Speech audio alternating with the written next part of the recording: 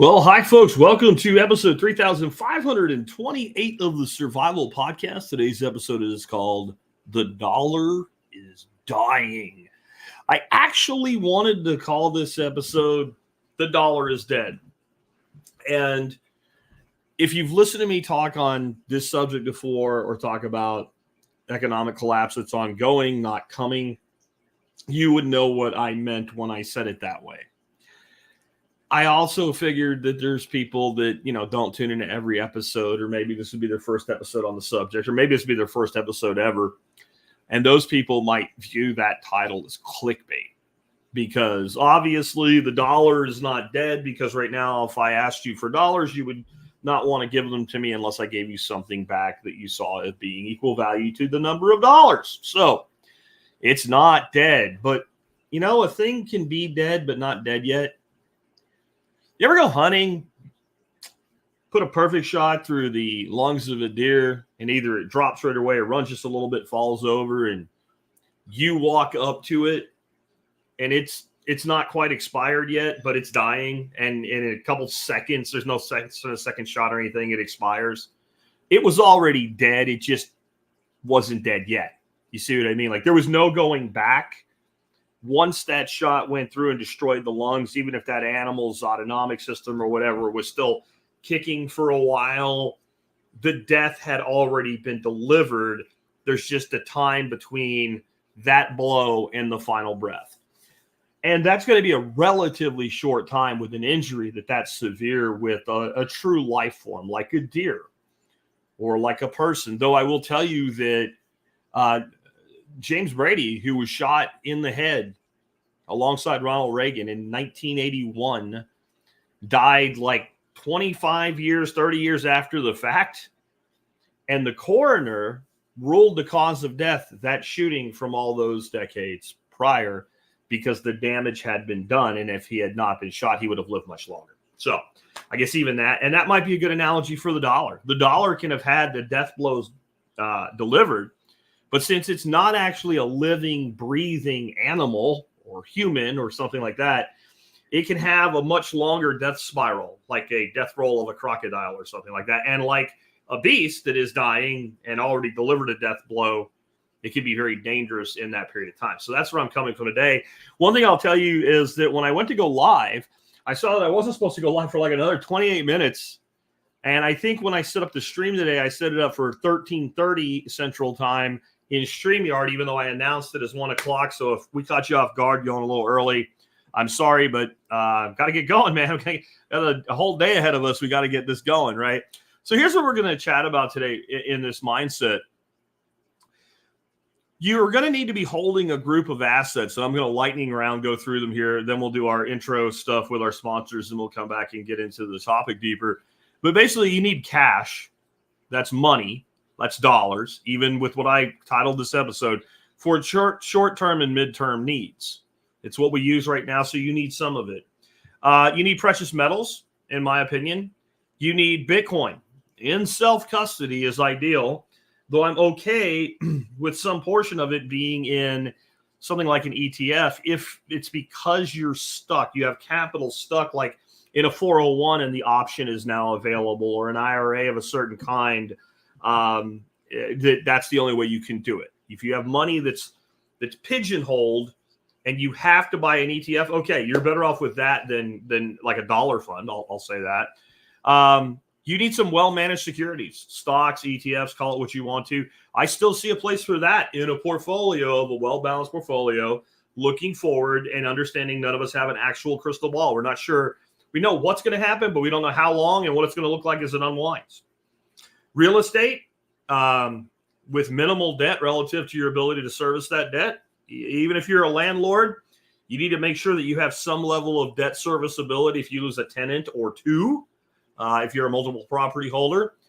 Non-consumable preps. Those are hard assets, tools, gardens, guns, etc. And consumable preps like stored food, water, batteries, fuel, etc. to get through troubled times, because this is the Survival Podcast. We talk about preparedness here as much as all these other things. Now, what you notice, there's 7 classes of assets that I just rattled off. And only 2 are truly dollar denominated. What I mean is your real estate will be denominated in dollars, but it's real estate, it's land, it's dirt, it's terra firma, right? Like it's going to have, no matter what we end up using as money, land will have value. So it's not really denominated in dollars. Where your cash, your money, your bank account, however you're holding it, money in a box in paper cash, all of that is pure dollars. And when we look at things like ETFs and securities and stocks, et cetera, of the United States companies, they're also fully denominated in dollars. The company has value, but without the dollar having value, the company can go broke overnight. Now, we may see that begin to change as more and more companies take on the micro-strategy approach and start sweeping surplus capital into things like Bitcoin, which is the only real play those companies have right now, but most of them have yet to figure it out. I think Dell will come soon. And maybe after Dell and MicroStrategy reap these benefits, you might see others starting to do that. And this will not be a Bitcoin episode. We're going to talk about it very briefly, but we probably need to have one of those, a Bitcoin breakout, come up soon. Maybe Tuesday next week. If Tuesday next week is not a first Tuesday, I don't think that it is. But we will see, because I could be wrong right now. I'm not making any mathematical efforts in my head right now or date efforts in my head right now, because it's been a hell of a morning. Anyway, before we get into it, let's go ahead and hear from our sponsors of the day. Sponsor today, number one today, is Above Phone. And I wanted to let you know about something. I just saw this when I pulled up their website today. They have a pop-up that should show up when you go to abovephone.com right now. You can get 4 value-packed seminars about privacy technology from Above Phone in exchange for your email and your name. And if you don't like being on email lists, just unsubscribe. These guys are not just above phone, they're above board. They will not spam you. So check out abovephone.com. Replace big tech with your own private ecosystem. Understand that right now, the way things work with the OS installed from the factory, I don't care if it's Android, iPhone, whatever, the device manufacturer is collecting data and spying on you. The app makers are collecting data and spying on you. And your carrier, AT&T, T-Mobile, et al., are damn sure capturing your data and spying on you. And they're all selling your data for money or willingly giving your data to the government when the government asks for it. I don't care what they say about valuing your privacy. That's what's happening. They're also censoring the apps that you're allowed to use. So they decide they don't like an app, they just throw it out of the app store. What if you could replace all that? Get rid of all of that. Have a lot more privacy. You can do it with Above Phone, where you have your own app store, your own ecosystem to work with. But Jack, I need this one app or these 2 apps or these 3 apps that are only in that other world. Great. You can make a jail for them. What does that mean? They will only do the things that they do as far as reporting back to the mothership, etc., when you actually have them actively running. And then they're inside their own little jail when they're doing that. I don't know how to do it. Above Phone will help walk you through setting up your new phone and switching over. You get an hour of free consultation. And if you're an MSB member, $75 off any of the Above Phones that they sell at their website. Check them out today. And I will point out, $75 is 1.5 years of MSB dues. So that one benefit will pay for 18 months of your membership if you want to become a member. Please do. I'll throw that in here in between the 2 sponsors today. MSB is how I pay the bills. Without MSB, there is no Survival Podcast. Despite everything else we do, product reviews, affiliate sales, all that, advertisers, without MSB, I cannot afford to do this as a full-time living. It's how I really pay the bills. So if you're not a member yet and you like the show and you value us, consider becoming a member. Next today, Anton's Land of Biltong. He's still trying to liquidate inventory, folks. He is at odds with his local government. He wants to move. He was going to open a second store. Now he just wants that second store to be his store and close up shop where he's at. He's trying to liquidate as much as he possibly can, as possible. And once you do that, once he gets that done, he can get moved a hell of a lot easier. So you can get really great stuff, Biltong, Do Wars, and other cool shit imported from South Africa. And you can help fight the government all in one go. Seems like a good way to go. And if you're an MSB member, 10% off at Anton's Land of Biltong. So again, consider becoming an MSB member. All right. With that, let's go ahead and get on board with talking about this. John Dowie from Dowie Farm says he's going to join the BRICS. There might be a lot of that going on in the future. I think it's a little further out than some people get the impression when I talk about it, but it's definitely something that, it's kind of like the dollar decline. It's in motion. This is a rising thing. When you have two countries that are part of something that have almost half the population of the planet in it, plus all these other countries that are, they're emerging markets, they're growth markets. You have a real force, but that's not really what we're talking about today. We're talking about the dollar dying. And when I talk about this, a lot of people, because they've heard it for so long, see, I think that the older you are, the more resistant you actually are to this idea of the dollar dying if you're not paying attention, right? Because if you're like me and you're in your 50s, I guarantee you probably by the time you were like graduating from high school, you heard somebody say those words. And here you are now like actually closer to drawing Social Security than you are graduating from high school by a long shot. I mean, think about this. You guys, I'm going to make you feel all this shit right now, all right? If you can think back to 1985 and you were like in high school in 1985, when you were in high school, I guarantee you, when somebody said 1965, you thought, man, that's the olden days. 1985, right? Same number of years forward, 2005. In 2005, you were as far from 1985 as you were from 1965 and 1985. And then 2015, that was 30 years, which means we're almost 40 years now from 1985. So in 1985, you would have had to gone back to the end of World War II for an equivalent delta. And because of all those years going by, now that you all feel old and everybody's looking for Centrum and Centrum Silver now out of that, and then the young kids are going, guess what, kiddos? It'll happen to you too, faster than you think. The days are long, but the years are short. Anyway, since you've heard it that long, you're like this, yeah, okay, whatever. But like that guy is calling me a boomer again. What is with you? What is with you millennials? Everybody older than you is a boomer. And Dowie's barely a millennial. Dowie's almost an X. He's a zennial. He's like right on the edge there, right? It's funny, though. Everybody that doesn't like anything anybody says is a boomer now. Anyway, the game's over because math. So I remember people lamenting this country being like $5 trillion in debt. Like, oh my God, $5 trillion. I remember people lamenting the country being in less than that. And we're paying over $1 trillion a year in debt now. I mean, in interest on the debt, right? I mean, it's kind of crazy when you think about it. But the other side of it is, if you ever had a meeting with someone that talked about planning your retirement, you probably saw a chart that they showed you that was something like, if you just put in $100 a month when you're 21, or $200 a month, or $250, whatever the number was, and you just invest that amount of money, and you go very conservative, middle of the road mutual funds or whatever, and you do that your whole working life, you'll retire, with $4 to $5 million or more, depending on when they started and how much it was. Yeah.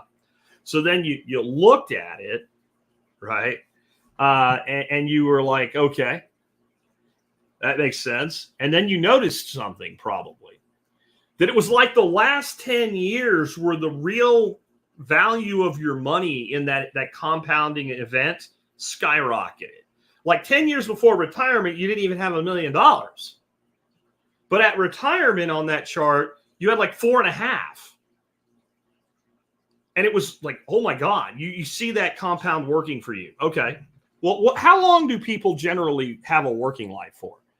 Person goes to work at, let's say, 20. I know that's a bit young today. A lot of these kids are not going and getting a fucking job till they're 27, 28 years old and out of like 7 years of college or some shit and living in the basement. But, most people would say about 20, 21, you get a job.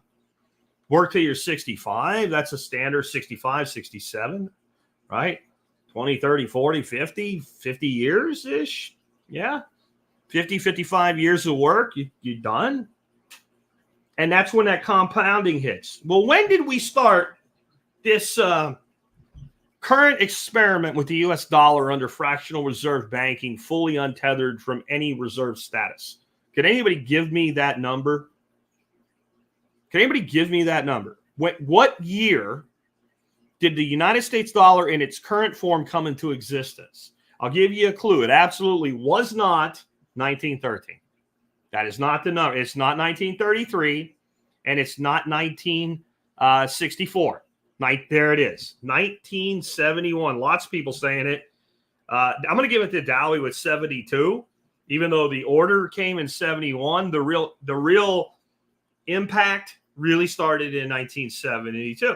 Okay, so how long ago is 1972? Yeah, have you ever thought about it this way? How long ago is 1972? I was born that year. It's 52 years. It's 52 years. So what happens about that point in this compounding formula? It goes exponential. Don't think it works any different just because it's on debt versus investment. And we're in that cycle right now. Think about, hey, by the way, Dowie, you're a fucking Gen Xer, if that's true. I never really thought about it. He's talking about when he was born now. You're a Gen Xer, buddy. You're part of the cool kids. Stop denying it. Anyway,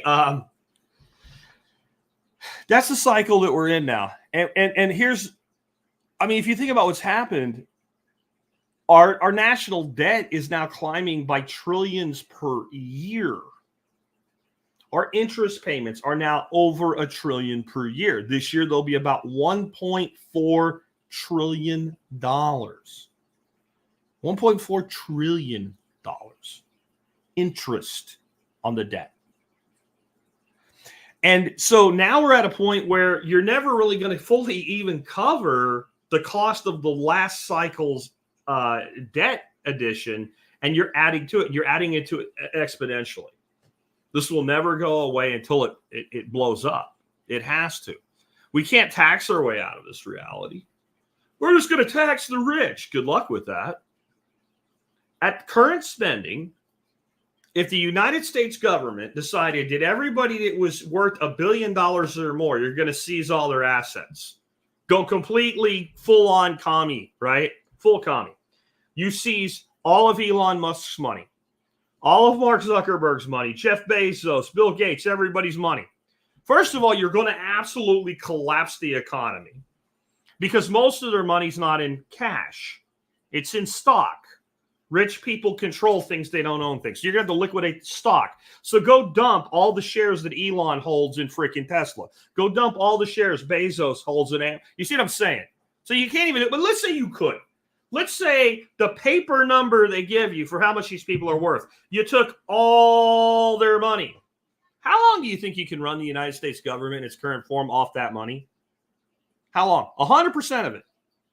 The answer, the last time I checked, which was a couple of years ago, so it's probably not even as long now, it was about 6 months. All the billionaires in the United States can run the government for 6 months with 100% of their wealth. How are you going to tax your way out of this problem then? Well, the rich will pay their fair share. Okay, maybe that makes you feel good to say those stupid words, but how does the math eliminate the debt problem? The answer is it does not. It can't do it. It can't do it. Put all the money on red and let it ride, Fisher Ken says. The problem is then there's no money in the casino to pay the win if you win. Right? We've literally multiplied our way at, like, the US dollar is now a tribble. A tribble. Do you know what a tribble is? Does everybody remember what tribbles are? The trouble with tribbles? The very famous original series episode of Star Trek. And there were these little, like, they were stupid looking, like there was no special effects. They were like a little furball thing, like something you'd win at a carnival. They didn't even have a face. And they made them make like a little purring noise, right? And I guess the guy holding it would just shake it. I don't even think they had anything inside to shake them. And the Enterprise is trying to take this grain called quadrotriticale, which would be 4 times triticale, I guess, to this colony or something. And the tribbles, like 1 or 2 tribbles get into the Enterprise storehouse, and then all the grain's gone. And when they open a thing, like Kirk has all the freaking tribbles come out. And basically it's every so many days or every so many hours. Jeffrey says I nailed the sound. I'm not usually good at sound effects. I think I did nail that one. Anyway, it's like, every hour or whatever, they double. And there's a point where they eat all the grain and all you're left with is tribbles. That's our day. That's where we are. TM Permaculture says put it all only in Bitcoin and let it ride. That may not be a terrible plan. It's not what I'm going to recommend today, but I wouldn't fault anybody that did it. And it's probably a better play than leaving it all in dollars. I don't believe all in on anything. I believe in true diversity of assets. I'm not even going to call them investments. Diversity of assets. We can't cut spending enough to get rid of this reality either. Okay, because I love when people say, well, cut spending. And they start talking about firing bureaucrats. Bro, I am all for firing bureaucrats. I am for firing bureaucrats until the country just doesn't run anymore. I mean, honestly, let's get rid of 5%, see what happens. Cut another 5%. So you had 10% total. 5% when I say these 5% increments, I'm saying of the original number, so I don't have to keep repeating it. Cut another 5%. Now we're at the 10. See what happens. Do it again, 15%. See what happens. Keep going until there's a legitimate negative consequence for the American public. Not because the TV said there was, because they always do that shit, right? They can, when they say they're going to cut spending in Department A, and what they mean is Department A was going to grow by $150 billion this year, and now it's only going to grow by $100 billion. We've cut spending. By spending $100 billion more on the same thing, we've cut spending because it's less than we planned to grow, right? And they start telling you all these horror stories. The world's going to end, right? They do this with everything. Some president, usually in recent past, he's been orange-skinned, signs an executive order to get rid of a thing. And they talk about like the sea turtles are going to be launched into orbit, collide with the moon, and end society as we know it because of this action by this horrible orange person. And then you read the article that this horrific headline is with, and it says, it rescinds the original order signed by Barack Obama in 2011. And you're like, I remember 2011, and sea turtles weren't being launched into orbit and impacting the moon and causing the end of all life in 2010. So how does that work, right? They do it with everything. So they would say it's destroying everything, but it wouldn't be. I mean, what did Elon Musk do? Fire like 75% of Twitter employees, change the logo, and nothing bad happened? Can't we try that with the government? But you know what it would do? It would unleash an age of prosperity because people would be free to go out and pursue the free fucking market that's supposed to be in America. That's why I'm all for it. It would get a lot of the government out of your face. They wouldn't have the resources to harass you. And all those fuckers would have to go find something to do productive, right? You know, it'd be funny to see the people in the welfare department get laid off and then try to go back on welfare that doesn't exist anymore because their department was eliminated. That'd be an interesting thing. But it's a rounding error in the total cost of government. What is the cost of Social Security?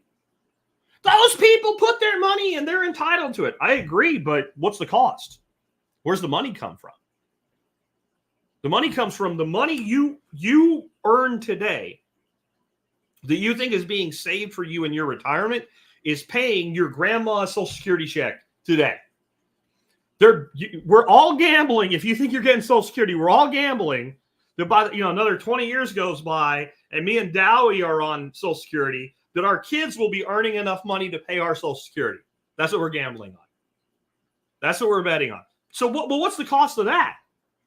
What's the cost of the Department of Defense? See, every time somebody says to cut spending, you're always like, okay, great, I have an ally. Then you say, okay, what do we cut? And when you start naming things that are the biggest expenses we have, which is where you cut first, they have a freaking meltdown. So I don't care if you lay off half the government, the total cost of things isn't really going to go down that much in the national budget. Again, I'm for it. It just won't fix it. And there's no political will, even among the average person on the street, for true cuts. And even if there was, there isn't really a way to do it.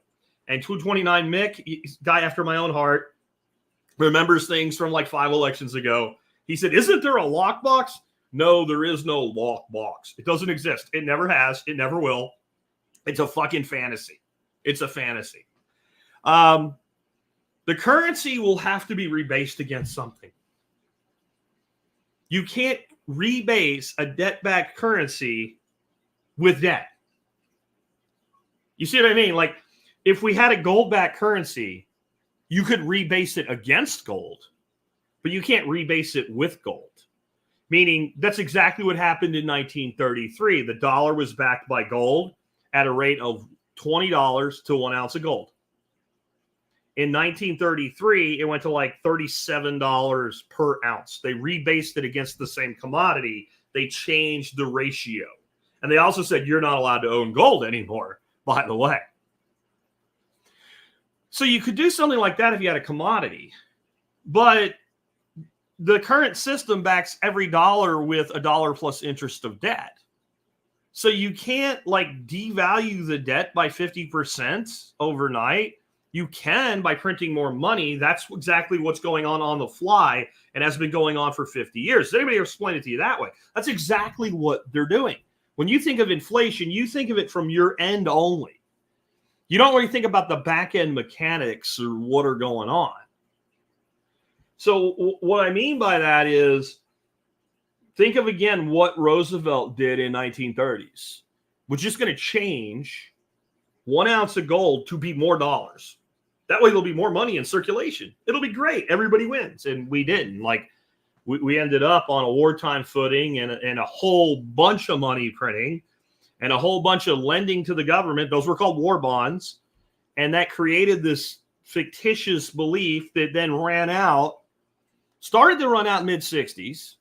That's why they did the Silver Coinage Act in 64. By 65, our silver change was fucking zinc and copper, right? And then it totally ran out by 71, and Nixon closed the gold window because basically Charles de Gaulle had declared economic warfare on the United States, is the way it was phrased. But in reality, what he did is he called our bullshit bluff. We were printing more money than we had gold, and France was literally physically taking delivery of gold for every dollar that came into their hands. And so we have to go back to some backing. And somebody says, rebase on us. It's Dowie again. He's all on the top rope today. Rebase on Bitcoin. I think that would be a fine idea, but I don't think it's going to happen. I don't think they're willing to surrender that hard, though it would be the best choice. It would not be without pain and suffering. We'll get to that in a minute, because no matter what we do, it's going to be pain and suffering. But they'll have to do something. They may do a fractional gold backing again, because they like gold better than Bitcoin. And the reason is the gold can be hidden away. See, one of the things people don't like about Bitcoin is it's got a public ledger. It's not a privacy coin. It's a feature, not a bug. You can develop privacy technology for Bitcoin. But if the U.S. claims to have a reserve of, let's say, 500,000 Bitcoin, what's the address, motherfuckers? What's the address? What are the addresses? But they can lie. There it is. Dowie's on the top road today. You can lie about gold. Oh, it's all here in Fort Knox. Can you see it? No. When's the last time we actually audited the gold in Fort Knox? So people went down there in like the 70s or early 80s, but they're like, here's a brick. Oh, okay. Come on. Like, actually went down, randomly took samples, tested them for purity, approximated the total value of the gold. They're like, we ain't going to do that shit. They love gold. They love gold. Gold. Would you like a smoke and a pancake, right? Like, there is no pleasing you then, right? They love gold because they can lie about it. They also love gold because gold is not deflationary. It is a controlled hard money, but it's inflationary. And what I mean by that is, let's say that the price of gold tomorrow, without the economy completely imploding, just the price of gold tomorrow goes up to $10,000. Peter Schiff dances naked on his roof or whatever. Okay, great. What happens next? How many giant Komatsus bigger than my house start digging deeper freaking strip mines? How much more digging, mining, extraction, refining happens? A lot. And then the production volume will go up. So they can manipulate production volume, lie about inventory. So that's my guess, is that's where they will go. Or some other thing. Never underestimate their creativity. Along with central bank digital currencies, they might say we need to go to a commodity basket currency. Actually, in my ignorance and exuberance of youth trying to figure this out before Bitcoin existed, or at least before I understood what it was, I thought this was actually a reasonable idea. In other words, the United States has value. Timber, copper ore still in the ground, real estate. Like, we could have a money backed by the value of the country itself as a cap, but we won't. But they could finagle, and they could lie all kinds of ways about that, right? The oil in Alaska that we're never, ever, ever, ever, ever, ever, ever, ever going to drill for, in theory, is worth X. We can predict that much money. But they're going to be something they're going to have to do. So they're going to have something that they're going to have to do. And if you have questions, like Liberty Garden just did, please put question in all caps. At least he did the whole thing in all caps, and I might see it, and I might start and come back to it at the end. The end is near. The end of, the people with the signs up, the end is near, repent. The end is near. But what does that mean? If the dollar completely takes its last gasp in 20 years, in the time frame of history, that's near. 10 years is near. 5 years is near. 5 days is very near. I don't see it 5 days or even 5 years being the last gasp. But it's somewhere in that 5 to 20 year range. Again, math says so. There is a point where this just gets too stupid. There's a point where this just gets too stupid. Let me put it a different way.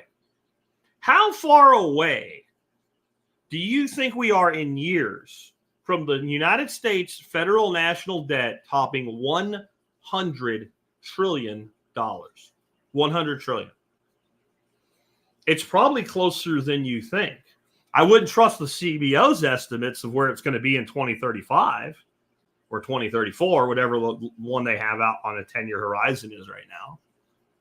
I wouldn't trust it. Probably too low, but it doesn't look good. It doesn't look good. Dowie's saying 5 years. I don't think it's quite that close, but it could be. It's not 10. It's not 10. It just isn't. Any other debt? He's saying no more debt ceiling. I'm glad you pay attention, John, but the debt ceiling never meant anything anyway. All it was a chance to grandstand and fight with each other and negotiate. You notice they never didn't raise it? They never didn't raise it. Tom Vardakis, who I've never seen you here before, so welcome, Tom. Different Tom. We have lots of Toms. Says 13 years. I think that's a really great guess. $100 trillion in 10 to 13 years, I think, is a really great guess. There's a Biden question from Bonnie. I will star that and we'll come back to it. Dowie says Trump will spend like a drunken sailor. Trump will spend like a drunken sailor. I agree. So does Biden, Harris, or whoever's actually in charge. So did Obama. So did frickin' Bush. But Trump has no problem spending money or printing money. He believes it's a good thing to spend and print money. When he was asked about how Bush handled the 2008 crisis and Obama continued it, he said they both did the right things. They stuffed the banks with money. So he's going to stuff money. But it doesn't matter who you get. This is really not about who's in charge. You could get Ron Paul. I'll get to that.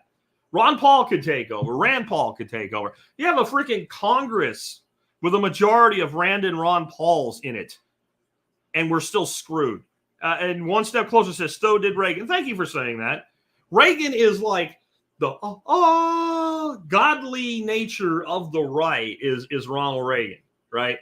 If you want to get Republicans on board with your speech, and you write a 20 to 30-minute speech for a Democrat, have them quote Reagan twice in that speech. That's all you got to do.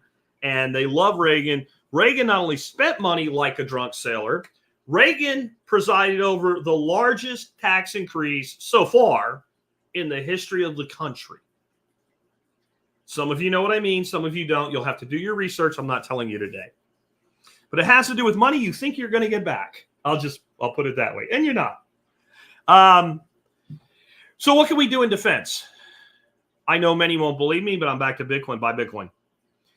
If you don't have 10 to 20% of your net worth in Bitcoin right now, I don't know what to tell you. If everything goes good, it will pay off. And if everything goes bad, it will pay off. And I know some moron's going to pop up in a live stream. You're trusting your life to a light switch.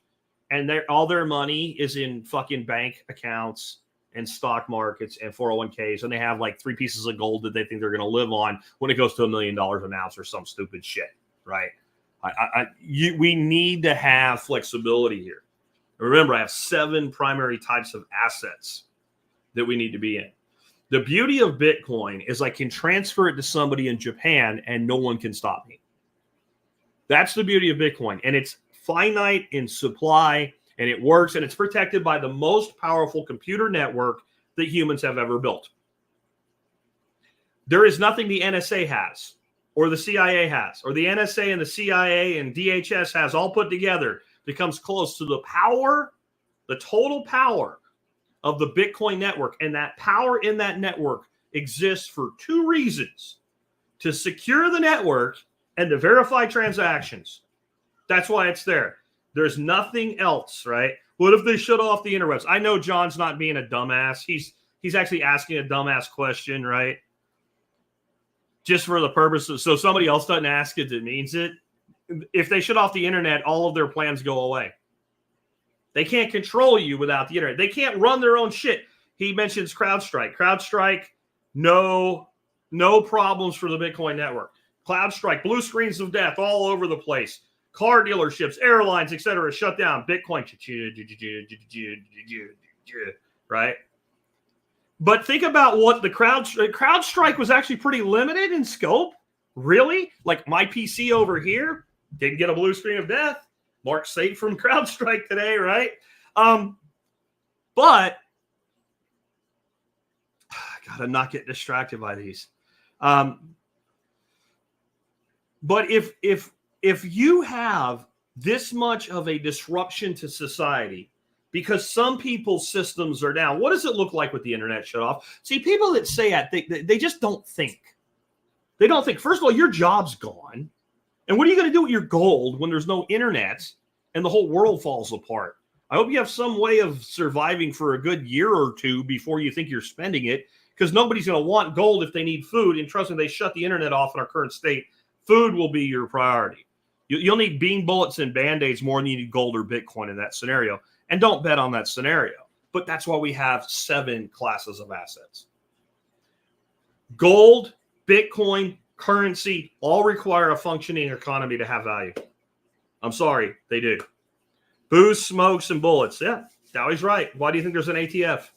Alcohol, tobacco, and firearms. Because alcohol, tobacco, and firearms are the 3 biggest barter items in the world when there's a systemic collapse. They hold and transfer value in different ways, right? Alcohol is pretty much lives forever. Pretty hard to kill alcohol without drinking it or burning it, but it's a consumable. When it comes to tobacco, it has a life expectancy. It's definitely a consumable. It has a limited shelf life. Guns and bullets are pretty much an unlimited shelf life, and all have limited supply and all have intrinsic value. So yeah, he's right. I also do say to hold some precious metals.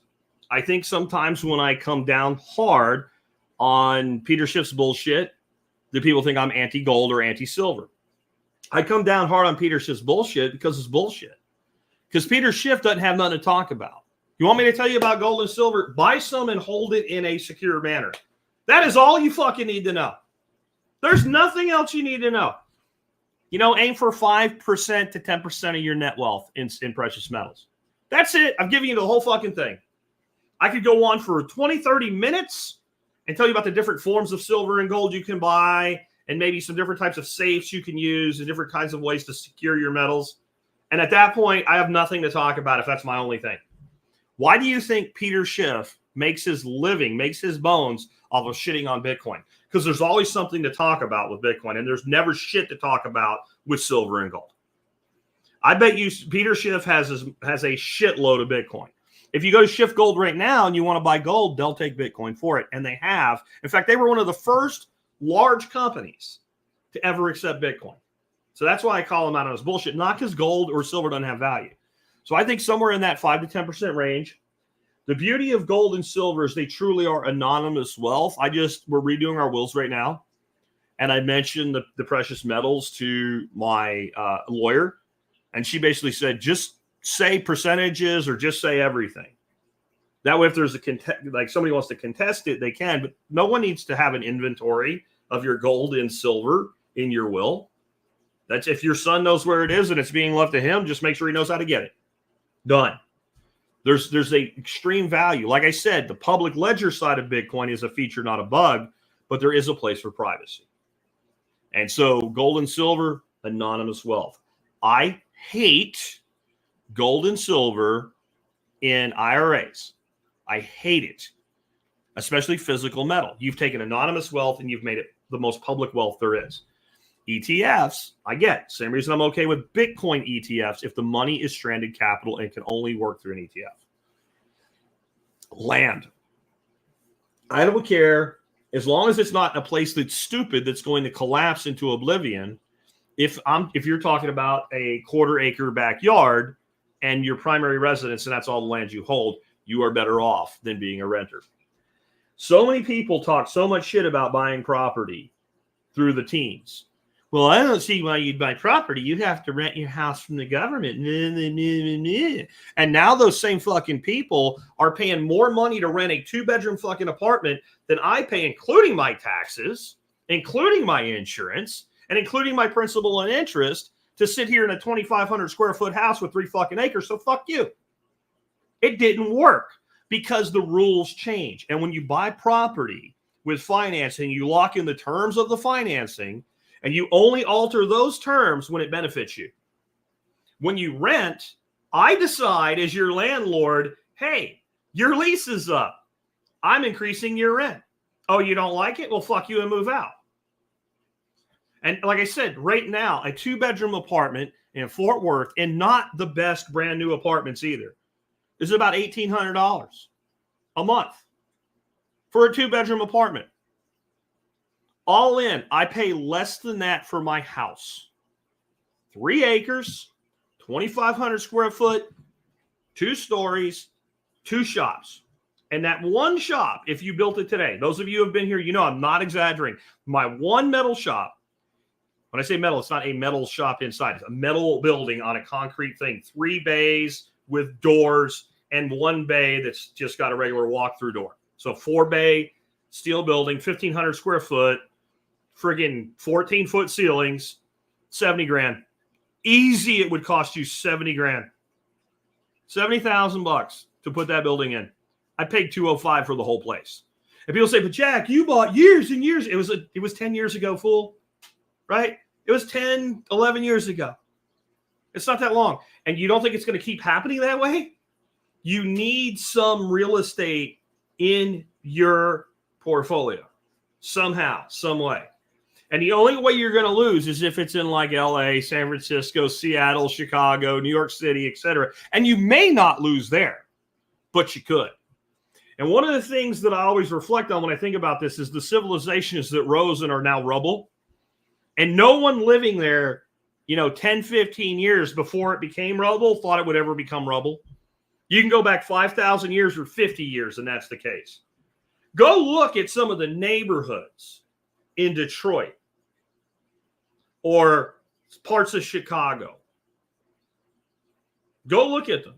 And you think, man, those are slums, man. I don't know why these people live here. They live here because it's what's left. If you go 50 years back, 60 years back, before the giant sucking sound of everybody's jobs going away from Motor City, all those neighborhoods were good, blue-collar neighborhoods. And now they're shit. Right? They are junk. They are garbage. No one wants to live there. There's parts of Chicago, as far as you can see, except maybe some homeless people walking through it like some sort of dystopian movie or something. Nobody lives there. First time I saw it, my mind broke. It was way before TSP. It's back when I worked for a company called Microtest. And I was in Chicago for a convention. And for whatever dumbass reason, I decided I'm going to take a train to the airport just to see what it's like. Well, more and more people are getting off the train, and certain other types of people are getting on the train. People are starting to look at me like, boy, what are you doing here in your suit? Right? You don't look like you. And I started to butt pucker a little. It's Chicago, so I'm not carrying, especially back then. And finally get to the airport. But on the way to the airport, I went through an area. It was all like industrial, rusted out buildings. They were all like metal wall buildings, just covered in rust. I could see to the horizon damn near, and there was nothing moving. I watched a thing when I was in California for Permaculture Voices too. I ended up having a conversation with my late friend Toby Hemingway about get up in the morning, turn the TV on. It was on like Learning Channel or something. And it was pretty cool because I'm there for a permaculture thing. And they were showing these areas of Detroit that had completely been abandoned and these like 4-story buildings. And it looks like the Temple of Doom and shit. There's like a tree growing on the parking lot on the roof of the building. And the tree is eating the walls of the building. Do you think the people that built that building thought it would look like that by, what would that have been? That would have been like 2013. You think the guy that was running a jackhammer putting the fittings in for that place thought it would look like that in 1955 in his post-war really great job? He was in his 30s, had his shirt off in the sun, working in the summer, building that car park. You think if you would have said, hey, within 60 years, dude, there's going to be trees growing through this building, what would he have told you? You're crazy. You're a conspiracy theorist.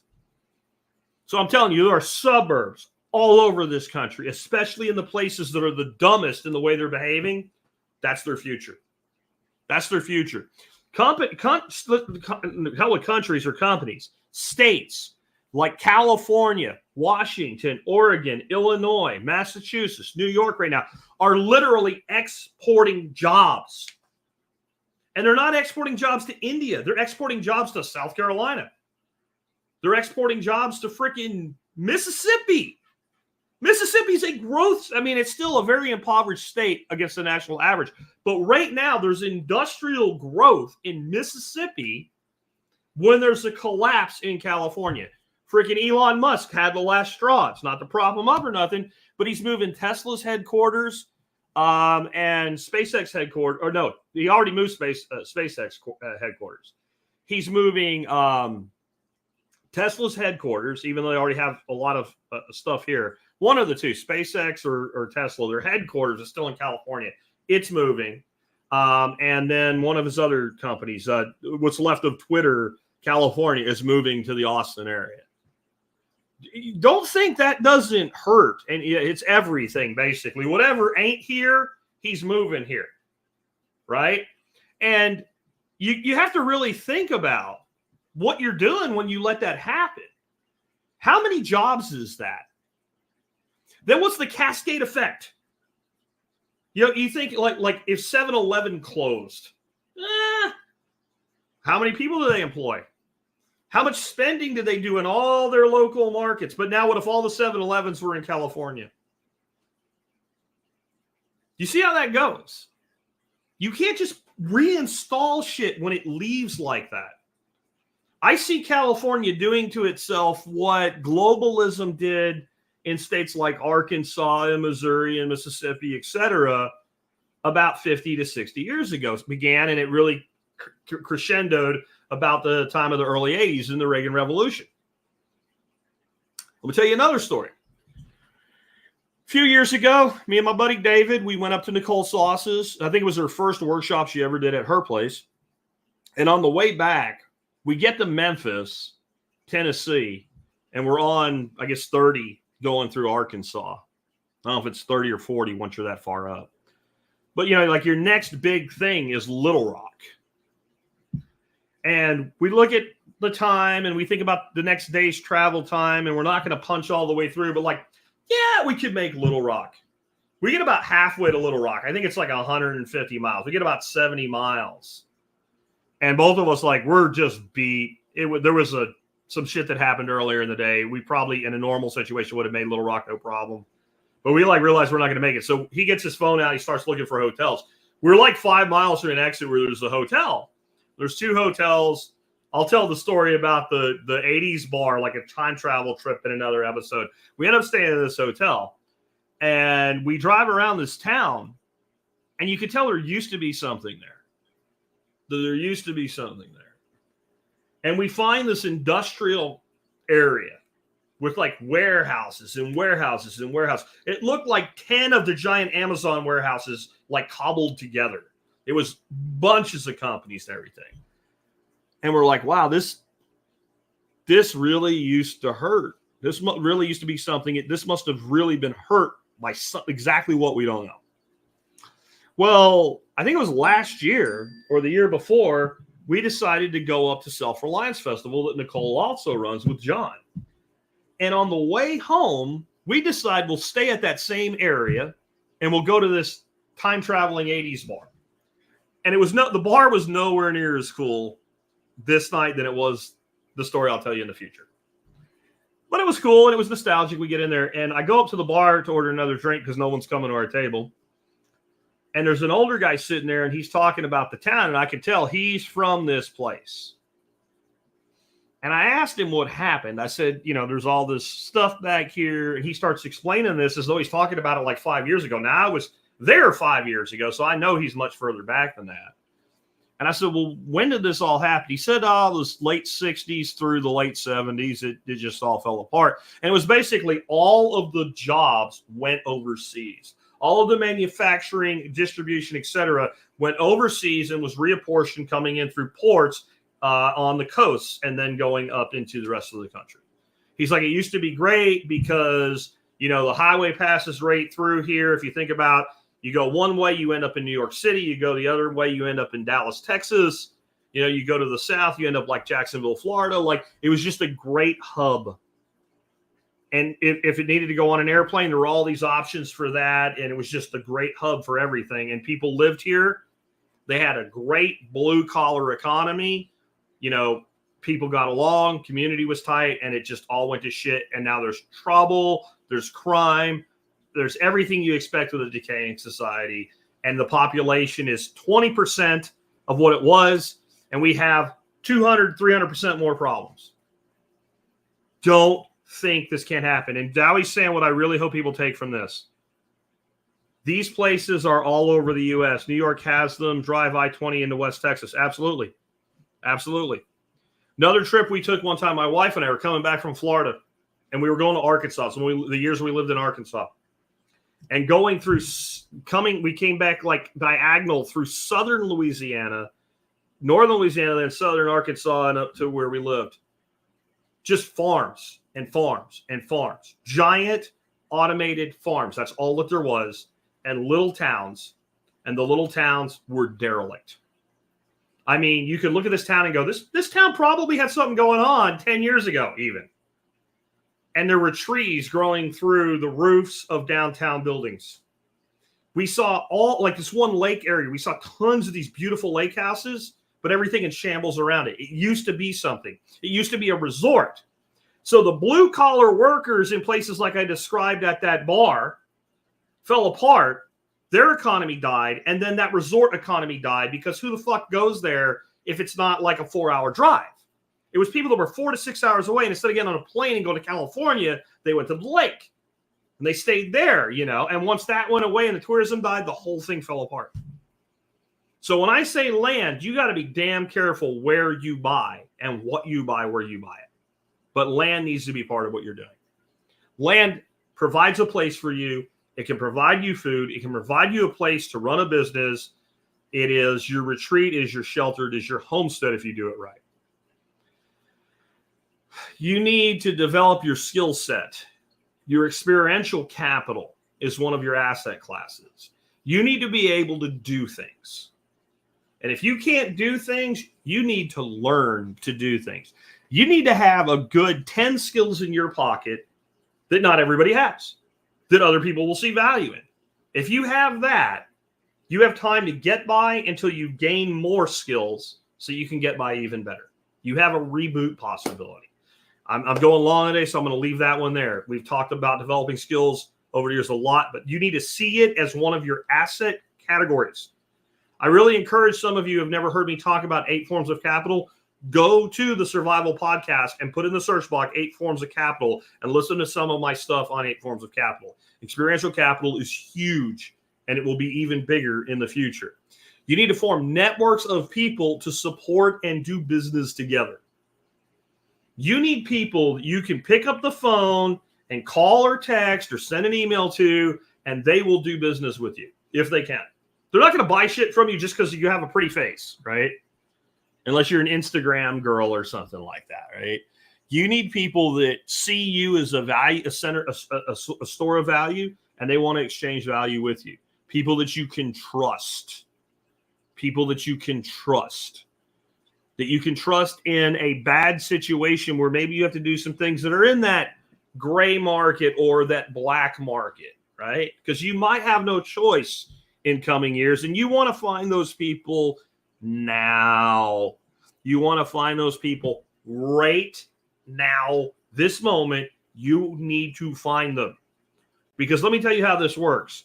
Finding people like that now, if you're out about talking to people, developing those networks, working within the sub-networks we have of like our podcast community and larger communities online, you can find a lot of people that you can take your time, build relationships, and build trust with.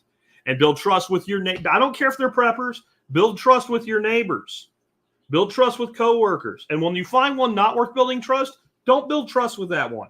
Find the people now. Because when you end up in the shit, that's when everybody starts acting like a drug lord. I don't know you. Well, you can trust me. I don't know you. I don't know you. I don't work with you. I don't know you. And my number 2 guy don't know you. I don't even care if my number 3 guy says he knows you. That's how people start acting when shit gets hard, when shit gets tough. These are lessons I learned from from grandparents that lived through the Great Depression. Once it's hard, if you weren't in already, it is very hard to get in.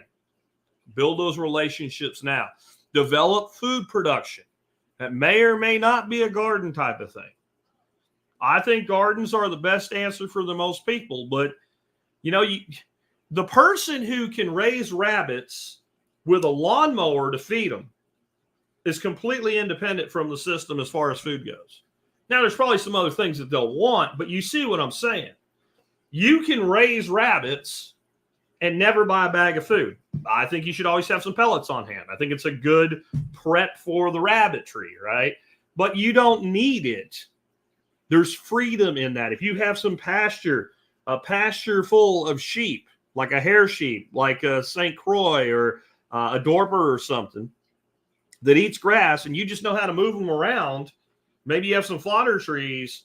Do you need to grow tomatoes and peppers? I grow that because I like to, honestly. I don't need to do that.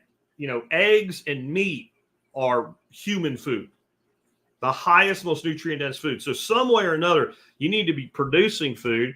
And that could also be because you built your network and you have certain valuable things you can do or produce that you exchange with food producers. To me, that's almost as good. It's not just as good, but it's almost as good.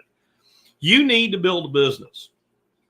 I really think that everybody out there either needs to build a business or needs some form of a side hustle, even if it's not really a business. Is it a business on paper? Do you know how much more money you could put in your pocket if you were doing fucking DoorDash one day a week? Do you know how many things that you can move from spend after you're taxed to spend and then deduct from your income before you pay taxes just with a simple side hustle like that? Do you know how much you will never make any money on paper, DoorDash, Uber, Amazon product delivery, any of that shit? Your mileage will eat your profit on paper. The most fuel efficient freaking vehicle you can, and take the full freaking deduction by the mile. You'll never pay tax on shit. And then you'll deduct other things. Why do you think they really hate ride shares and stuff like that? Sure, it's disruptive technology that fucks up their corporate conglomeracy, but Uber's a giant corporation, Airbnb's a giant corporation, etc. They hate it because it takes the tax advantages that they built into the code for themselves and it gives it to the average freaking Joe jerk-off, right? Anybody can partake in that game now, and you should. Go pet sit. Did you know there's a site where you can sign up as a pet sitter? You form a profile, you get a few customers, you develop a reputation, you get ratings, so you get more jobs. Did you know that? It's called Rover, R-O-V-R, I think. Right? There's an Uber analog. There's an Uber analog for handyman. I think it's called Thumbtack. That might not be the right one. I'm not sure. I know that is a site or an app. But there's things like that in just about every space. There's people, all they do, you know those Tough Shed kits that you get from like Home Depot and Lowe's? They get a trailer, something that can pull a trailer, and basic tools, and all they do is assemble those sheds. I'm not even going to begin getting into like a tax class of how many deductions you can create with something like that. And if you're not going to do at least that, then you need to learn to get the entrepreneur mindset and start treating what you do with your career like you're an entrepreneur. I don't care if you're paid, with a W-2 and all that shit and everything, and you're not a contractor. You still need to treat yourself like you are an independent contractor. You need to be building your resume, your skills, and your reputation so that if your employer blinks at you the wrong way and you make a phone call to a couple people and say, I'm thinking that I might not want to be here anymore, that you have people hunting you. And don't say, well, you have to be really special to do that. I've never been to college a day in my life. Every time I decided to leave a job, once I got myself established and I let it be known to the market that I was in, that I might become available maybe. And that's not I'm looking, I might become available. You're way more attractive when you might become available than I need another job. Phones started ringing, emails start coming in. You can build that for yourself. It's up to you. I'm not going to get into the how today. That's just the mindset you need to have. And you should still save money, cash. It's all going to be worth zero. Shut up. Shut up as you buy your latte with your dollars. Okay? You need, like when you start having runaway inflation for a time, money is more, not less important. Eventually it rots fully. Eventually you're talking Weimar Republic, wheelbarrows full of money to buy a bag of potatoes or whatever. Don't think you'll ever get there with where we are now. They will rebase before that happens. And you need conventional investments. Like I said, ETFs, mutual funds, whatever. But these days, if I'm not worried about it, I'm 20 years old. Who gives a shit what happens? I'll just throw 10% in until I retire. It'll be fine or over. You need to pay attention to the pulse of what's going on. You need to up your financial IQ. That's why I recommend things like the Investopedia Word of the Day email. They'll throw some marketing at you. So what? You get an education in return for it. Just by understanding the vocabulary over time, one word a day, you become more understanding of the total realm of the economic situation we're in, investing, investment strategy, etc. And you need to have a plan for when you see the writing on the wall that the train is coming and about to run everybody over. Where does your money go? What is your exit strategy? That doesn't mean liquidating your 401k and giving the government half the fucking money, by the way. That means what inside this vehicle, where's my retreat space? What is the process to get my money into that retreat space? How long does it take? And how do I do it? You need to, just like when you set up a Bitcoin wallet, the first thing you should do is go on another device, put your seed phrase in and learn how to restore a wallet so you know how it works and you know that it works. You need to do the same type of mindset with your investments. You need to be ready for the day that it's 2008 all over again and Jack Spirko comes on and goes, get your money out of the fucking stock market now, this minute, the end. Because that's how this show started. I was like 3 months in. I'm like, get your fucking money out of the market. Probably 2 months in.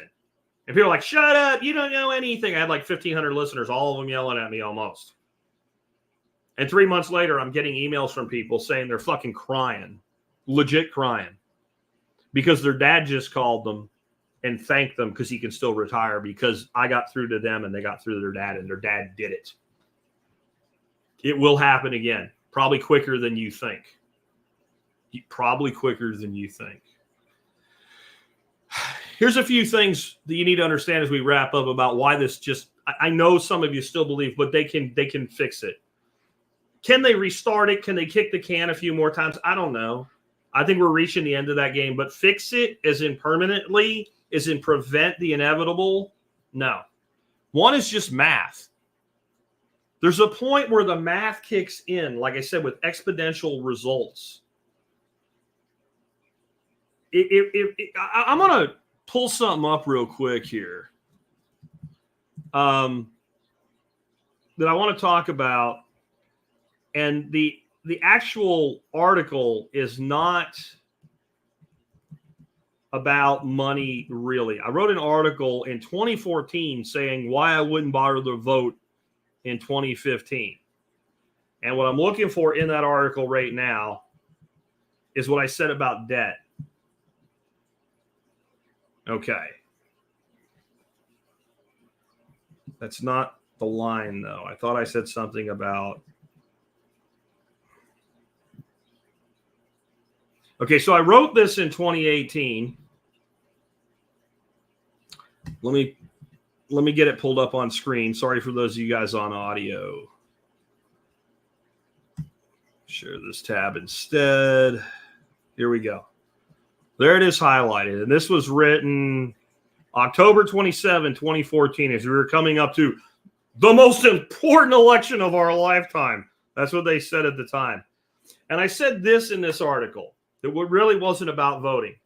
By 2018, the nation will be over 21 trillion plus in debt and have over 120 trillion in unfunded liabilities. Our southern border will not be secure and illegals will be still handed government benefits. By the early 2020s, we will likely be over 30 trillion in debt. Sounds crazy, but just watch it happen. I wrote that in 2014. And that claim alone had people lose their mind. We are not going to be over $30 trillion by then. Are you crazy? I don't know. Crazy smart, maybe, when it comes to things like this. I don't really want to toot my horn that much. I'm just telling you, like, this is how fast things are moving right now. This is how fast things are happening. And when I talk about this, what it always makes me think of is something called an antlion and the trap the antlion lays. And this is where we are at with money right now. This is where we are at economically right now. For those in the video, you get to see what an antlion looks like. I've talked about this before, but I've never actually shown them. Like I said, they kind of remind you of like the thing that they put in their ears in Star Trek II, Wrath of Khan, that controlled their minds, though they looked a little more like a Helgramite than an antlion to me. But see those pinchers there? That's an antlion in its larval state. Okay? And then this is an antlion in its adult state. And it's an adult state. It kind of looks like a cross between a small walking stick and a dragonfly, or maybe sort of like a Dobson fly, which is ironically what a Helgramite turns into. And so these guys, here's where it gets into how it affects money, though. Except that I lose the page. I probably did. I wanted to show you lion nest. Not next. Nest. Or trap. There we go. Images. So what they do, this image will work perfectly. What these guys do is they dig a hole in the ground. That little critter does. Open image in new tab. Okay. And it looks like this. It looks like a little hole, and they do it in soft sand or very soft, fine soils. And when I was a kid in Florida, we used to play with them. We would go catch an ant and throw him in that little hole right there. And that little ant starts trying to get out of that hole. And as it goes up the hole, the faster it goes, the more the sides cave in. And as it's trying to if it gets over that rim, it hauls ass and it's gone. It escapes.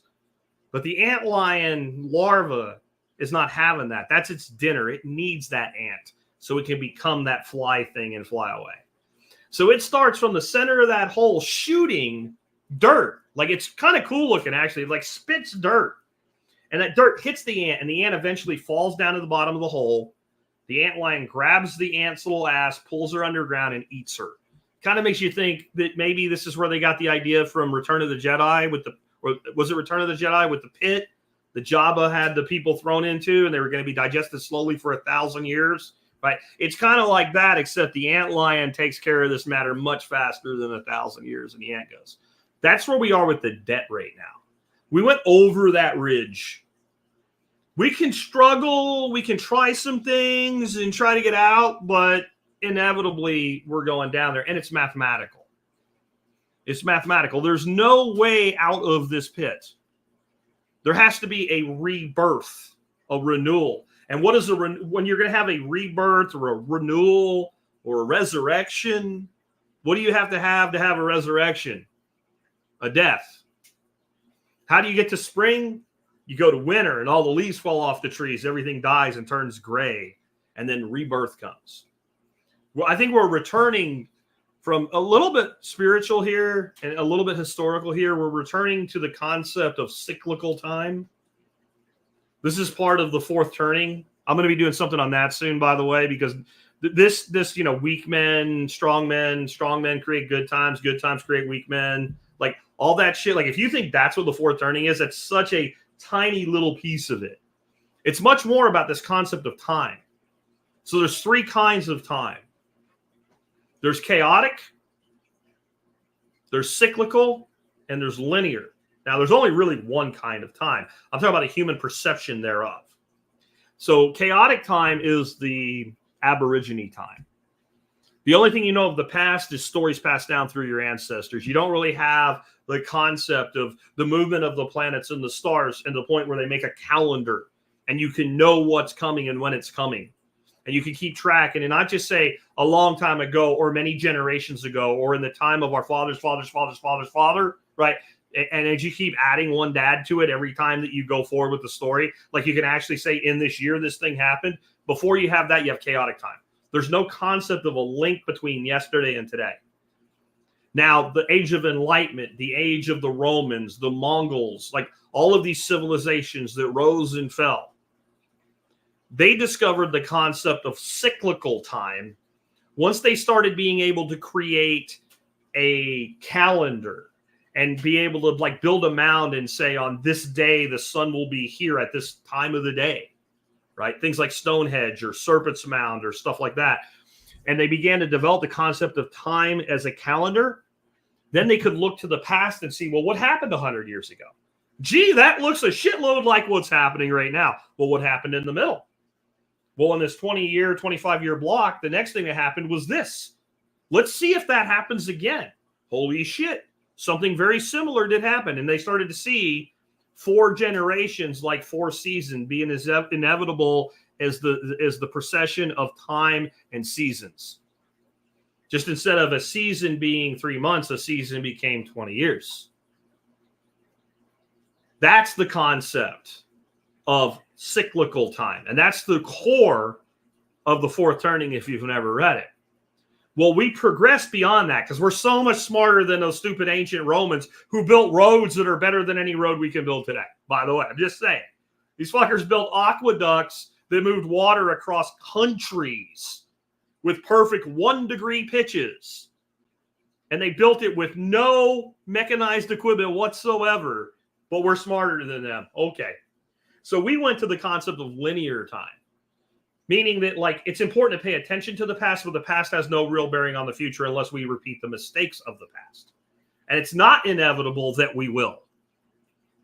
Yeah, well, we will. Because each generation is occupying a different part of the control. When you're 0 to 20, you control nothing. When you're 20 to 40, you control lots of things. When you're 40 to 60, you're part of the cohort that controls fucking everything. And from 60 to 80 into death, you control fucking nothing.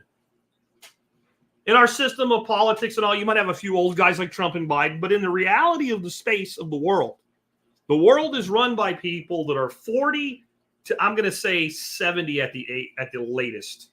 That's the most control. As those people die, the next cohort takes over that role. And each cohort has a different role.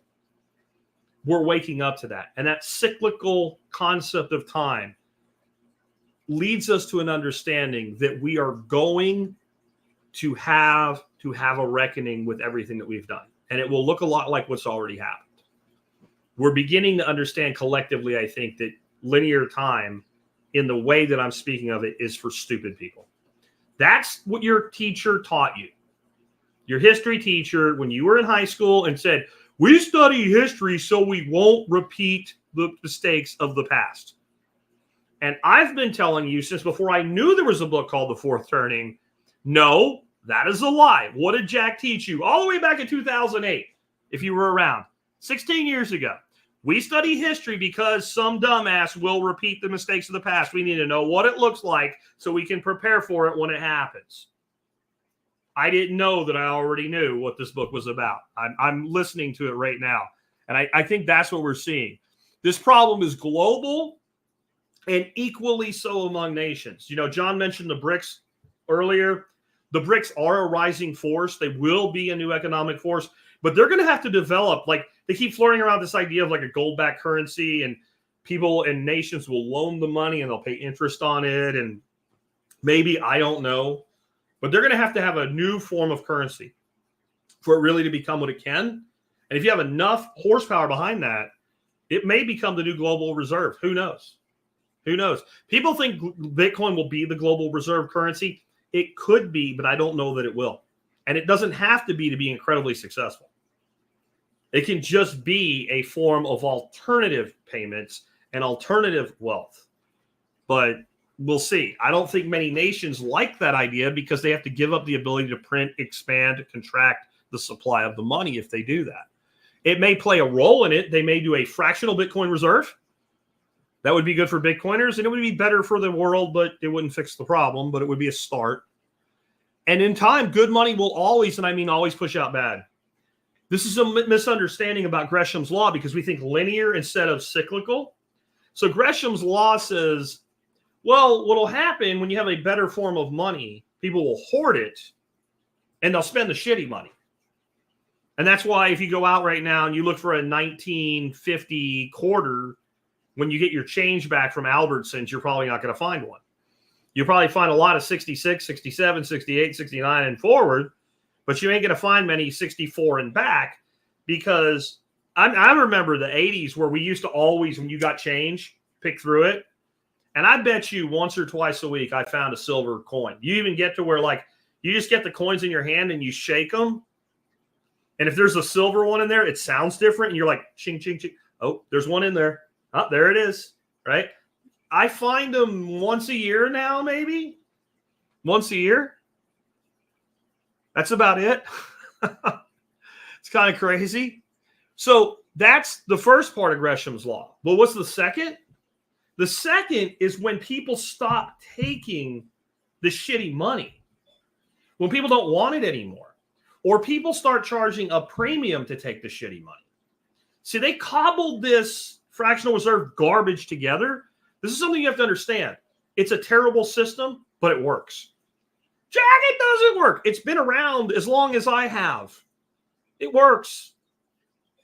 It works. You get paid in it right now. It works. You pay your mortgage in it right now. It works. It didn't have to get where it is as fast as it did.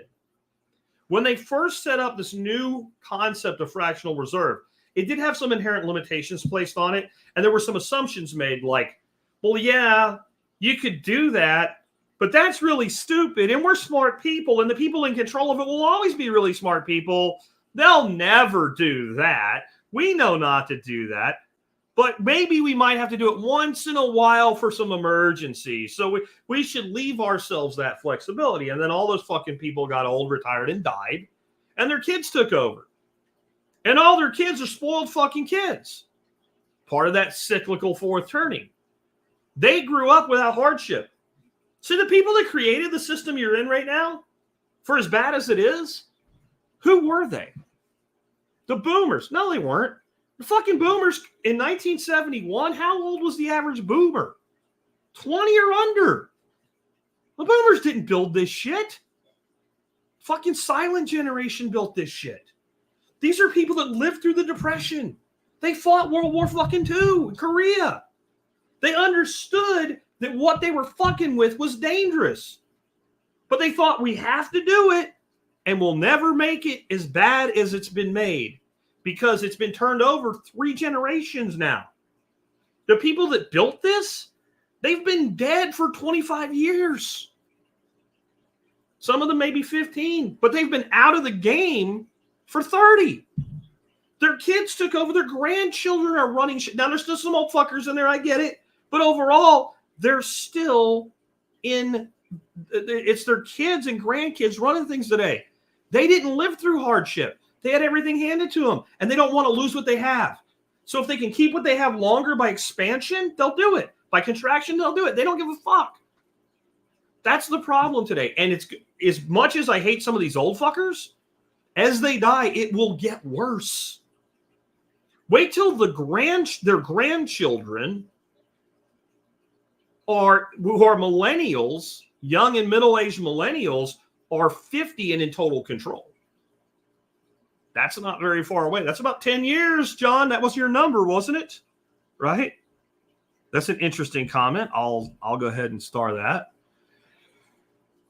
Interest on the debt right now, as I mentioned earlier, $1 trillion annually, actually $1.4 trillion. Right now, U.S. bonds, that's when you loan the United States government money, are trading at 4 to 5%, and some points in there, so 5.4, 5.5% interest. But do you know how it was always when I was a kid? Like when I say kid, I mean like my teens, starting to look at saving money, investing, etc., bond funds in your 401k. I'm talking early 20s. That's a kid to me now. If you invested in a 6-month bond, it would pay, let's say, 4%.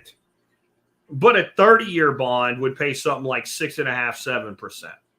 The longer you tied up your money, the more interest they paid you to get you to tie your money up that long. Yeah? Right now, you get paid better interest on a 1-month bond than a 30-year bond. What does that signal? What does that signal? Here, it's you got to think a little differently to understand this. You got to think like them instead of you. Okay? So we want to keep borrowing money, and we'll pay some more interest, but maybe we can drive these interest rates down. We don't want money locked in that high for that long. Because do you know what the CBO said interest payments on the debt would be in 2024 last year? Around $820 billion. Terrible, but $820 billion is less than $1.4 trillion. You know, they missed it by what, $580 million? That's a little bit of an error. You're off by $500 million fucking dollars. Oops. Oopsie. Oh, sorry, guys. We did our best. Do you know what their problem was? They based it on interest rates, which were already high, going back down. See, they control the interest rate, but they also have to pay the interest rate. That's why the interest on the debt's so high. It's not that we borrowed more money, which we did, but what really did it, because we already knew we were going to borrow the money, is we increased the interest rate. Just like when your credit card's interest rate goes up. Builder of Castle said 100% of income tax. That's true of personal income tax. 100% of personal income tax in 2024 will go to paying interest on the debt. And that number's actually been fairly consistent. I wrote a book back in like 2010 on this. And in 2010, the personal income tax and the interest on the debt were almost the same number. Isn't that interesting? It's for my roads. How can your fucking income tax pay for roads and bridges and schools when your income tax is equal to the interest on the debt? How does that work? Because it doesn't, and it never did. It never did. You know what pays for roads? Gas taxes, motor fuels taxes, tolls, license fees, right? Tags for cars. That's what pays for roads. Always has. You know what pays for schools? Property taxes. The fucking federal government does not take income tax and put the money into schools. When they do throw some money for funded mandates through Department of Education, they print that shit. It's not your tax money. Your tax money's paying interest. That's it. You see why you can't keep doing this? Like, there will be a point where that delta will separate. where there's not enough personal income tax to cover the interest on the debt. And then if interest rates go up from there, well, they'll just drive them back down. But see, that's not how it works. There's the money that the Federal Reserve charges the banks to borrow money. But when it comes to lending the government money, the market sets that rate. In other words, we need the Chinese to, buy like $5 billion worth of debt this month. Well, the Chinese decide how much interest it takes for them to do that. It's not like they make a phone call. It's when nobody's buying the debt. They're like, fuck, we have to pay more to get them to buy the debt. Let's say you're in a loan business, right? You're in a loan business, but you got two sides to it. You got money out and you got money in. Yeah. So your business is not doing so well. So you phone up your funders and you say, hey, new quarter, we need to keep loaning out that money and we need to keep making money on the interest. But they're looking at your books going, we don't feel too comfortable with this anymore. And how much money do you need? I need $30 billion. Well, that's some real money. $30 billion. What interest rate do we get? 2%. Click. Phone. And that could be $30, $300, $300 million, $3 million. It doesn't matter the number. You get the point of the analogy. The phone call is made. The offer to pay 2% interest to the person giving you the money so you can lend it to somebody else or do something else with it and then pay it back later is 2%. Yeah, no.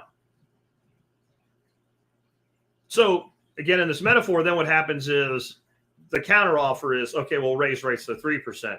Yeah, no. 4%. Yeah, no. 5%. Okay.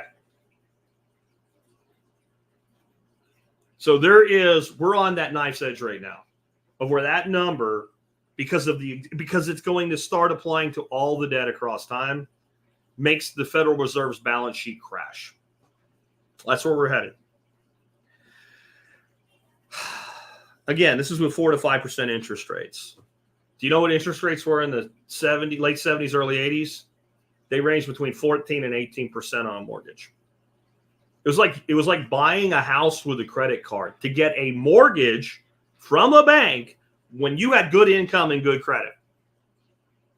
We can't have that happen again without a total implosion of everything. But sooner or later, market forces will do what markets do. You can only hide it for so long. Right now, we're able to do this because we have the biggest dick in the world. The United States is the biggest dick in the world. And it's aircraft carriers, submarines, and nuclear bombs. That's how we get away with this right now. But that is ebbing. Not our ability to do damage, but the concern that others have that we'll do it. We back the dollar with bombs and bullets and missiles. That's what the dollar's backed with. Not really debt. Bombs, bullets, and missiles. A blue water navy. And we're reaching a point where nations are thinking, don't really need you for that anymore.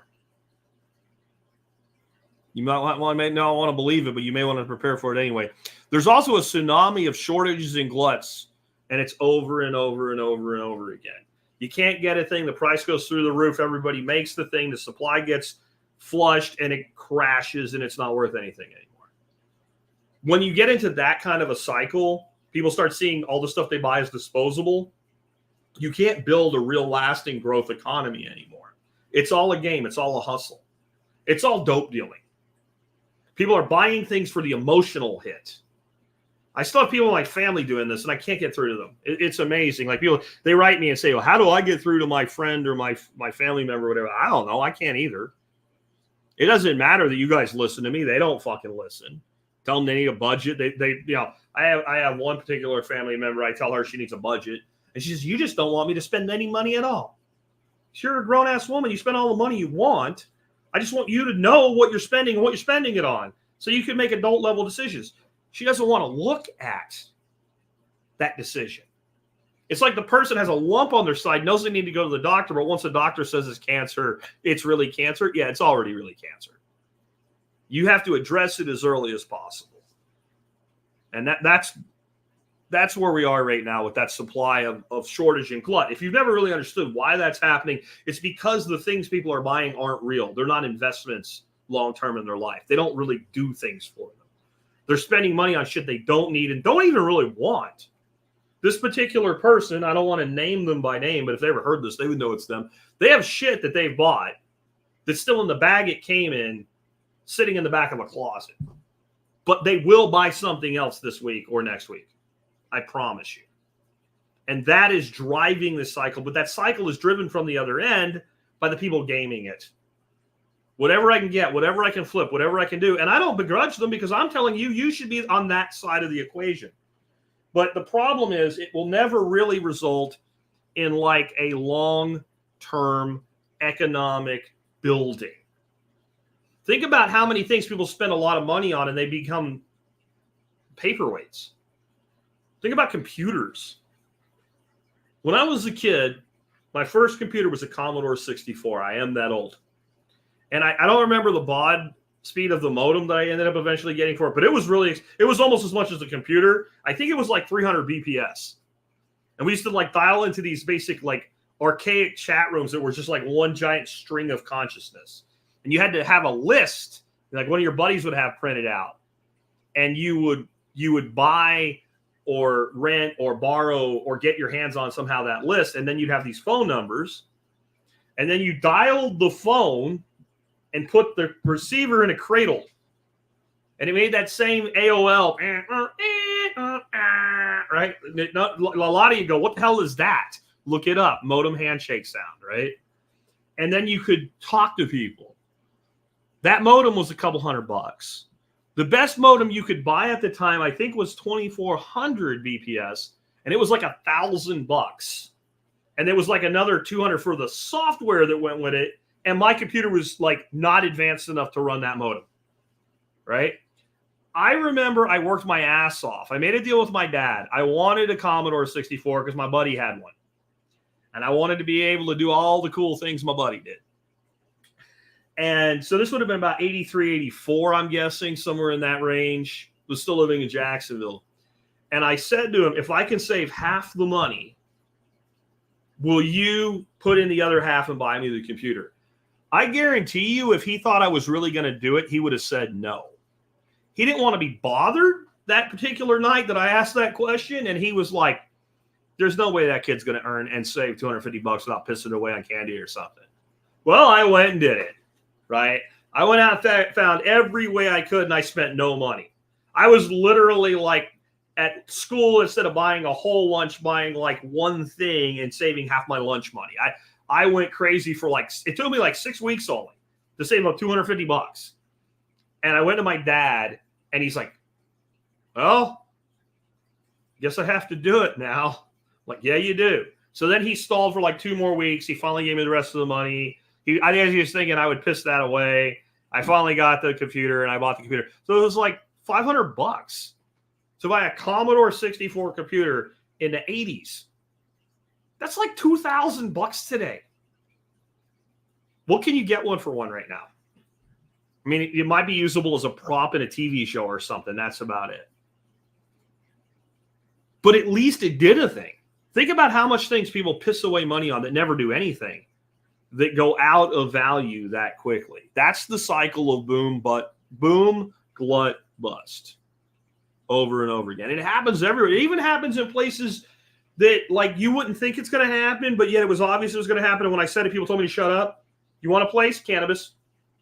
When they started legalizing cannabis, especially for CBD purposes and stuff like that, I'm like, boom, glut, bust. I remember saying that on Facebook. All kinds of, shut up, you don't know. What do you mean? Like, I'm like, okay, whenever you get something that's easily expanded in supply and it's new, so there's a lot of purchase against it, it booms.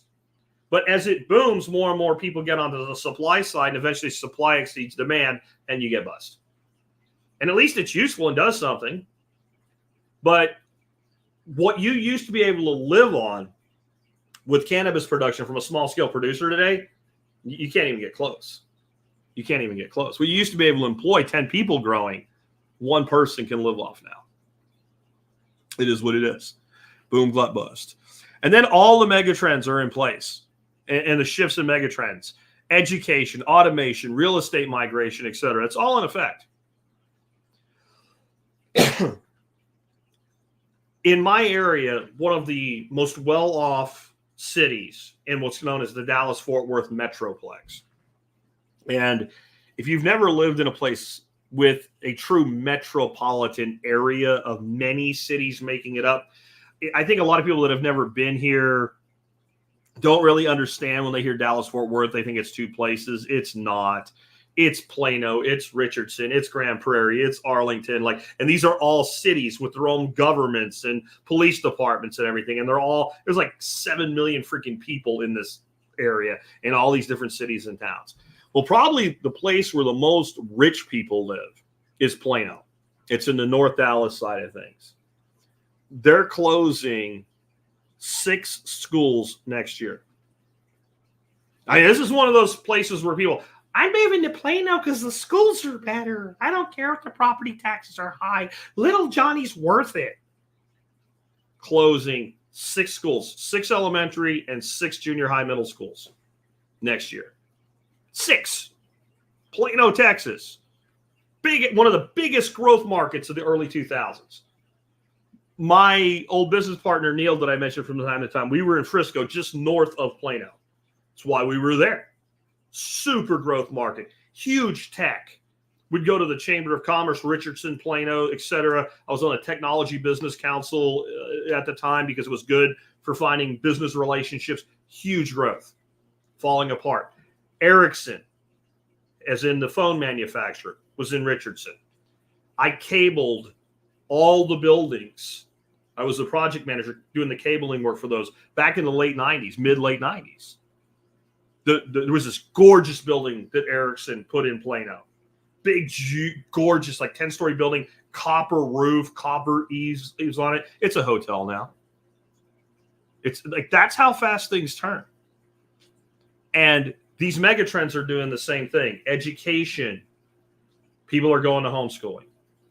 That's good, but there's the other side of it. Education is a $1 trillion industry, K-12 plus post-secondary.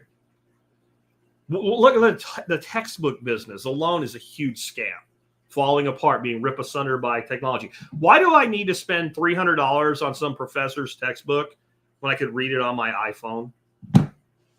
Why? It's still a scam. It's less of a scam than it used to be because more and more is going to electronics. But what they're trying to do now is charge the college kid $300 for the electronic version of the textbook. You can only get away with this bullshit for so long. I'm sorry. It's all being ripped apart. Automation, like ChatGPT. Some of you guys, when it first really became a thing, and I started talking about using it as a small business person, I thought it was going to take over the world. Are you done being afraid of it yet? But what it still does is it takes one coder and lets them do the work of 3 coders. That's 2 coders without a job. It's all happening. Real estate migration. Again, just price a U-Haul. LA to Dallas, Dallas to LA. Just look at the Delta. There's a reason for it. The final mega trend, though, the big mega trend that's going to destroy everything and make us have to rebuild from the ground up in some ways. We are in the idiocracy. We're in the idiocracy. Right? Have you seen the side-by-side video of Dwayne, Alonzo, Mountain Dew, Camacho, and Hulk Hogan at Trump's convention? And they show Dwayne talk, and then they show Hulk talk, and they show Dwayne talk, and they show Hulk. He's going to fix it all. He's going to make the crops grow again.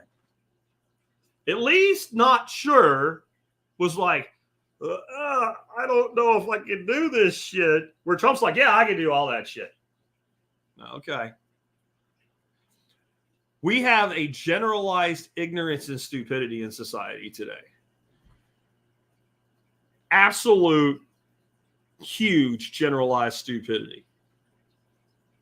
John says homeschooling creates different jobs, right, and revenue. But it doesn't really as a replacement. Are there other opportunities in jobs? Yes.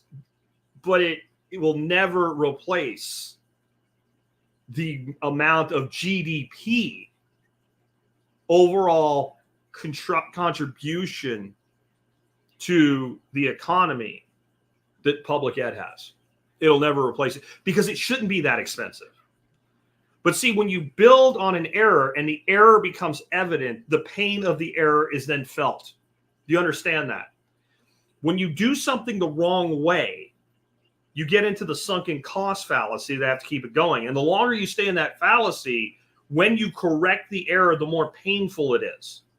So you have these massive industries built on education, just as one example of many. That the correction will destroy all those industries. Plenty of rebuilding will happen, but never to, at least in your lifetime, even the lifetime of your kids, to the size of what it's replacing, because it should have never been that big in the first place. Isn't that good? It is. And, you know, back before we had like Novocaine and laughing gas and shit like that, when you got a tooth that was sore enough, you went to a dentist who basically just yanked your tooth out with a pair of pliers. After the tooth was out, did you feel better eventually? Yeah. Was it the right thing to do? Yeah. Did it feel good while it was happening? No. When you were in the Civil War and you took a musket round to your thigh and you got lucky and it didn't hit dead center and shatter your femur and cause you to, or your femoral and cause you to bleed out, and they brought you in and your leg was hamburger right above your knee, and the doctor said, you're either dead or amputated. It's your choice. Will you have your leg off? And you said yes. Did it save your life? Did you eventually get a fake leg, a little wooden leg to hobble around in and go on with your life and be better for having done it? Yeah. Do you think you enjoyed it while a guy sawed your freaking femur? No. No. It's like that. That's the kind of pain we're going to go through. It's like 4-way amputations and all your teeth being ripped out at the same time. So how did you not go through that pain? Well, you didn't go to the war, you didn't get shot, and you took care of your teeth. But once you already made the mistake, eventually it either kills you or you have to go through the pain.